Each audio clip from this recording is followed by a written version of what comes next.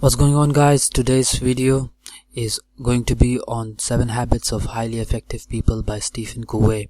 Now, this book has touched millions of people's lives. It's one of, if not the most wanted success books out there. There are literally thousands of success books out there. So why should this one be any different? While Stephen researched for 200 years on success literature and found some things quite interesting, in the last 50 years most of the books have been focused on the personality ethic. Things like public image, high dressed, high performance social interaction, positive mental attitude, skills and techniques to make people behave in a certain way.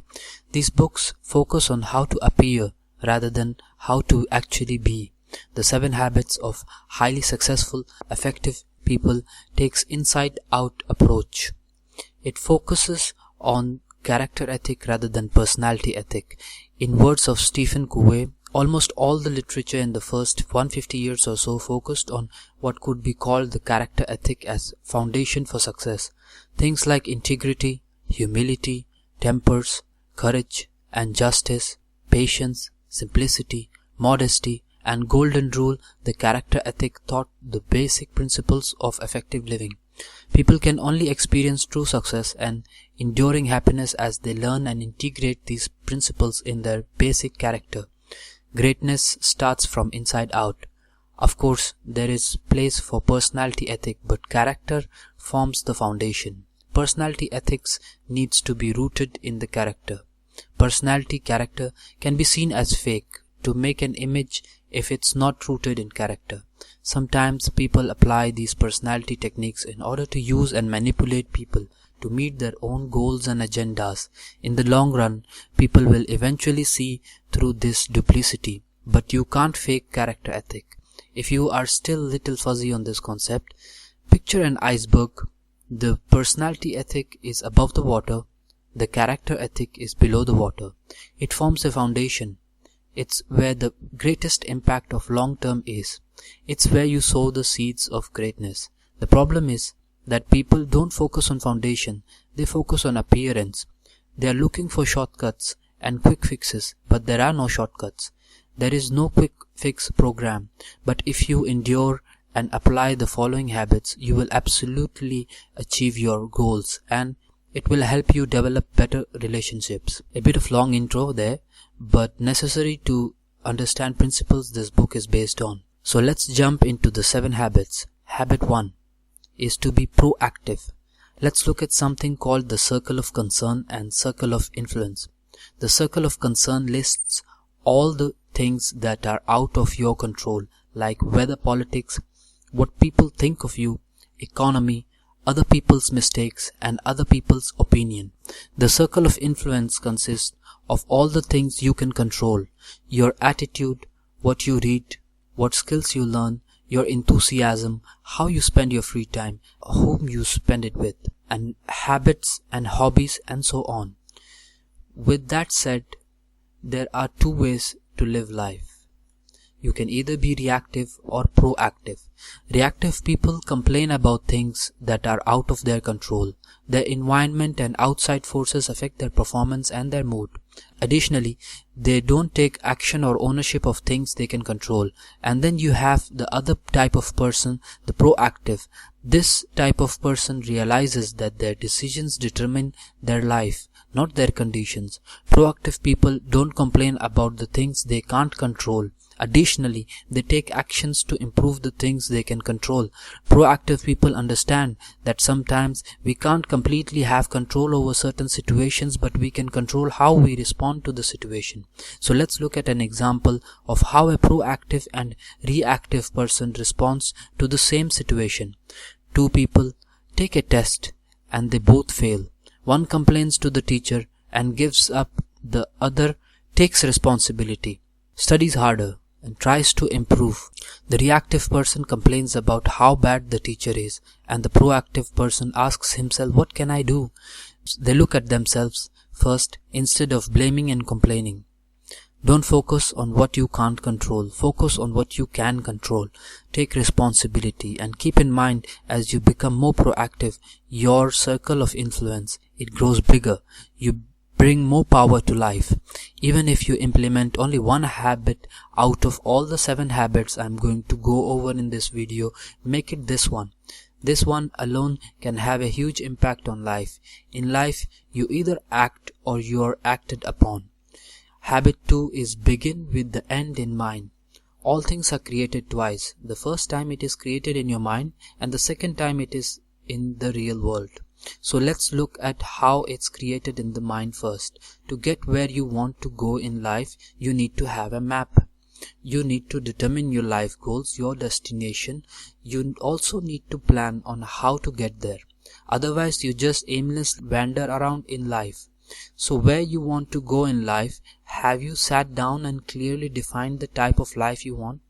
Do you know where you want to be in 5, 10 or 15 years from now? If not, then you wander around aimlessly in the whims of everyone else. Let me put it in another way. Picture your life like a ladder. You are climbing up the ladder of life, working hard, doing the right things and making progress up the ladder month by month, year by year. And so, as you get on the top of the ladder, you suddenly realize your ladder was leaning around the wrong wall all the time. A lot of people live their lives like this. They don't have a vision for their life. They don't have what Stephen calls a personal mission statement, a need to make a conscious effort of where you want to end up, or other people will control your life and where you end up going. This is why this habit is so important. You need to figure out the destination first and then work towards it. If you're not really clear on your purposes, then think about the end of your life. How do you want to be remembered? And why do you want to be remembered for that? Find your purpose and make sure it has a strong way behind it. Not something like having a lot of money, but something you really have a passion for. You weren't put here to make money, buy stuff and die. You have something to contribute to the world. You can add value. So find out what that is. Instead of asking what life has to offer you, ask what you can offer life. So take the time to think about your purpose and think about the values and write it down. Your personal mission statement can be as simple as Will Smith's. I want the world to be better because I was here. Very simple, and you usually keep the mission statement at the forefront of your mind. And whenever you make a decision, you see if it is in line with the mission statement.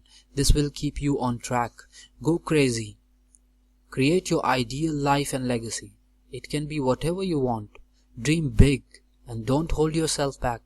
Most of the time the thing that holds us back is ourselves. So don't let self-doubt get in the way. Realize that anything is possible. So define how you want your life to be right now. Don't let the past or anything else hold you back. You write the script to your life, no one else. You are the programmer. Alright, habit 3 is to put first things first. If habit 2 says you are a programmer, then habit 3 is write the program. This is the second creation. As you learn habit 2, all things are created twice. First in the mind and then in reality. Habit 3, putting first things first, is where you take the steps and actions you require to make your vision a reality. This is where you begin examining your daily routines and habits. Ask yourself, what is the most important thing to you? In this moment, is it probably your significant other, finishing school, improving your health, or your family, right? It's not checking Facebook or Instagram. So why do we spend so much time doing those things? We need to get into the habit of putting first things first. Taking this time to focus on what really matters and focus on our efforts on what's going to get us where we want to be in life. Really start questioning the scripts and habits in life. We have all fallen into the vicious cycle of waking up late, eating poorly, leaving late for work, brushing through traffic in the saddest dress, being unorganized at work, and being pulled in 1,000 different directions, and getting home and eating fast food because you're tired and falling asleep late because you watched some new TV show. and then you wake up late the next day to do it all over again. This is the perfect example of not putting first things first. We could all use a little help in the time management department, alright? And we all have lots to do. So how do we manage time effectively? Usually we all write things down on a giant due list, and we tend to go in order from top to bottom with no real priorities. This is not the way. Always schedule things on the calendar, which is decent practice, but with one interruption our whole game can be thrown off. We could all try daily planning based on priorities. One interruption or emergency can mess it all up. Most of us fall into this time management scheme, but there is another way. The best ways to categorize things by urgency and importance. Stephen developed the cool quad chart for this, and you need to categorize the images into following. Quadrant 1 is urgent and important. This is putting out fire emergencies and counter-reactive mindset. Quadrant 2 is not urgent and important. It includes things like your health, exercising, spending time with your family in relationships. We need to put more focus here. These are often neglected activities, and this is where success, balance and growth are found. Quadrant 3 activities are not so important and urgent, so most of us spend our time here, right? Interruptions, some meetings, some phone calls and other people's emergencies. Quadrant 4 are not important and not urgent. These are waste of time, busy work, some emails, some phone calls and so on. You remember the example of above, or reactive and unorganized person? Now let's look at examples of some people who put first things first. Joey wakes up early, exercises for 30 minutes, eats a healthy breakfast, leaves early for work, and has a smooth, enjoyable life. And then Joey works on some important and not urgent things on quadrant 2, and he works on emergencies if needed. And then he delegates quadrant 3 activities and rejects quadrant 4 tasks. Joey takes a nice relaxing lunch and thinks about the rest of the day and plans his night. At the end of the work day, he proposes tasks and plans things for next day. He gets home and prepares a healthy meal and then maybe raises before bed. He seems to have more time to think and reflect his life, and he makes plan on where he wants to end up and what he wants to be. Basically what we did in habit 2 begin with an end in mind. If you look at these two different examples, there is huge difference, right? No one on their deathbed wishes they would spend more time on work or checking their Facebook more often. Focus on what's important to you and make it a priority. Commit yourself to it. Now the first 3 habits, be proactive, begin with the end in mind, put first things first, is moving you from being dependent to being independent. They are also self-mastery. They help you become a more successful individual by developing inner strength, character, purpose and values. The next 3 habits, which I will cover in the next video, move you from being independent to being interdependent. Interdependence is the highest level of what Covey calls the maturity continuum. The maturity continuum consists of 2 levels: dependence, independence and interdependence. Dependence is like the relationship between a mother and a child, or even sometimes like between a boss and an employee. If the employee lacks his own strength, values and purpose, it's the attitude of you to move dependence to independence. You have to nail those first 3 habits. Be proactive, begin with an end in mind, and put first things first. This is the attitude of I. Most of the people think independence is the highest level, but in fact interdependence is the highest level.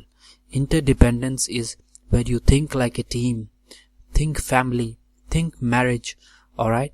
A team mentality. We accomplish what we want together. It is the attitude of we. We can work on our talents and abilities to make something even better. Habits 4 to 6 will help you deal with people how to read the needs of the people, how to empathize, and how to cooperate. Keep in mind, you have to move from being dependent to independent before you can truly become interdependent. Thank you. Please like and share the video.